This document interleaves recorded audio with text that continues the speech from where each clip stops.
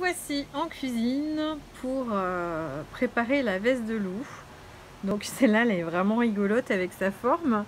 Et donc en fait, j'ai coupé en dessous, vous voyez, pour enlever l'excédent de terre. J'ai bien rincé.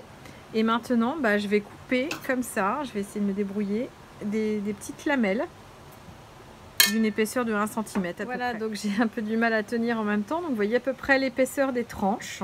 Elles sont très très fraîches. Regardez, elles sont d'un blanc. C'est juste génial, quoi. Alors après, je vais enlever quand même un petit peu la peau. Légèrement, parce qu'elle fait même pas la moitié. Enfin, allez, je dirais 2 mm. Donc c'est vraiment... Enfin, il y a des personnes qui la mangent, mais moi personnellement, je préfère l'enlever parce que on ne sait jamais s'il n'y a pas des animaux sauvages qui ont...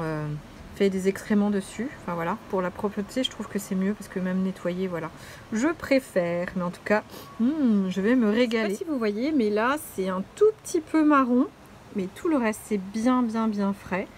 Donc voilà, les champignons, la règle, c'est la fraîcheur. Donc on n'hésite pas. De toute façon, c'est tellement gros qu'il va en rester. On enlève vraiment largement la portion qui est un petit peu décoloré, comme ça au moins on est sûr d'avoir un produit vraiment de qualité. Waouh. Si vous aviez l'odeur avec, ça sent le champignon, c'est vraiment super agréable. Alors je sais pas si vous voyez, mais il suffit d'attraper le bord de la peau comme ça et hop, elle arrive toute seule, hein. Regardez, sur une grosse tranche, on n'a que ça comme perte, donc c'est hallucinant tout ce que je vais avoir en fait. Bon, à mon avis ça va réduire en cuisson, mais vu que j'en ai 3, regardez, j'ai encore le seau qui est plein. À mon avis, ça va le faire avec une bonne persillade. On a été au jardin de Mamie Marguerite pour lui prendre du persil qu'elle nous a gentiment offert. Et du coup, c'est quand même merveilleux de pouvoir découvrir des trésors comme ça cachés qui sont quand même super rares. C'est un super cadeau que la nature nous a fait. Et je suis pleine de gratitude de pouvoir habiter cette belle région où on a toujours des découvertes quand on va se promener. J'ai décidé pour cette veste de loup ici que j'allais faire des petits carrés, voilà, que je vais cuisiner. Et une fois que je les aurai bien assaisonnés, bien cuits, eh bien je vais les mettre dans des bocaux, le parfait, pour pouvoir les offrir à ma puce qui est rentrée en fac cette année. Et du coup, elle doit se faire à manger. Et puis quand on est étudiant, voilà, vous savez ce que c'est, on n'a pas trop le temps.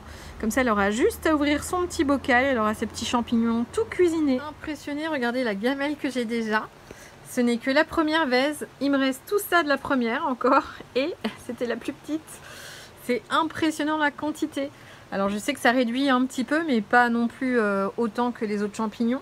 Donc ça va être trop bon. Alors voici la première gamelle avec ma veste de loup. La plus petite, comme je vous disais.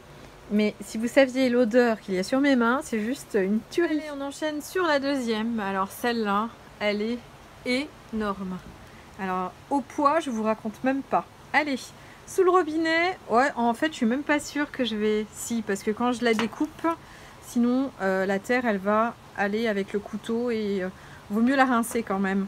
Parce que de toute façon, le cuir s'en va, mais super, on l'épluche à la peau, comme ça s'en va trop bien. Alors, comme promis, voici la petite recette. Donc, celle-ci, je les ai fait en tranches.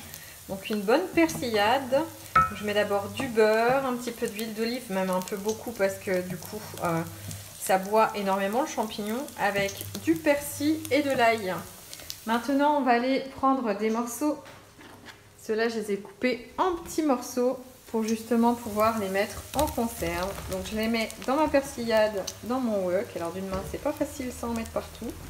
Voilà, ça y est.